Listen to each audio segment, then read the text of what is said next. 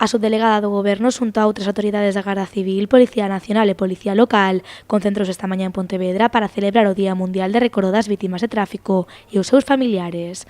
Tras guardar un minuto de silencio, Maica Larriba fixo un repaso de todos os datos registrados na provincia en relación aos accidentes mortais. En Galicia, los accidentes mortales han visto reducido su número de 90 a 74 en lo que va de año, comparando entre 2018 y 2019, e igualmente los fallecidos han sido 13 menos.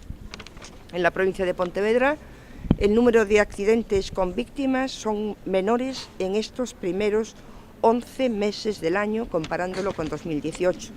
Sin embargo, registramos 22 víctimas mortales, cuando el año pasado por estas fechas eran solo 19. No podemos estar contentos, estamos hablando de víctimas, de ahí que hoy estemos aquí manifestándonos. Son cifras inadmisibles para cualquier país y para cualquier provincia. Y necesitamos la colaboración ciudadana, la colaboración de toda la sociedad para lograr reducir aún más esas cifras. A subdelegada do Goberno recordou tamén os obxectivos marcados na Senda 2030. A meta reducir a metade nun prazo de 11 anos o número de defuncións e de lesións por accidentes de tráfico en todo o mundo. El mensaje es claro: recordar y reflexionar. Recordar y responder representa la esencia de este Día Mundial en recuerdo de las víctimas de los accidentes de tráfico.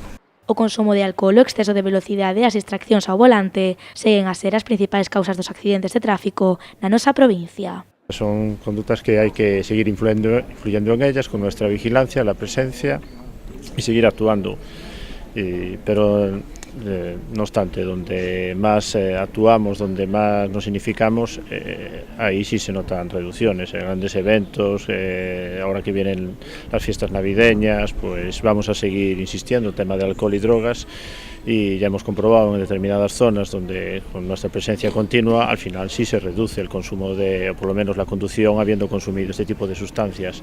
Maica Larriba insistiu no traballo que se está a facer dende a Dirección Xeral de Tráfico e dende as xefaturas provinciais co obxectivo de previr e evitar este tipo de accidentes.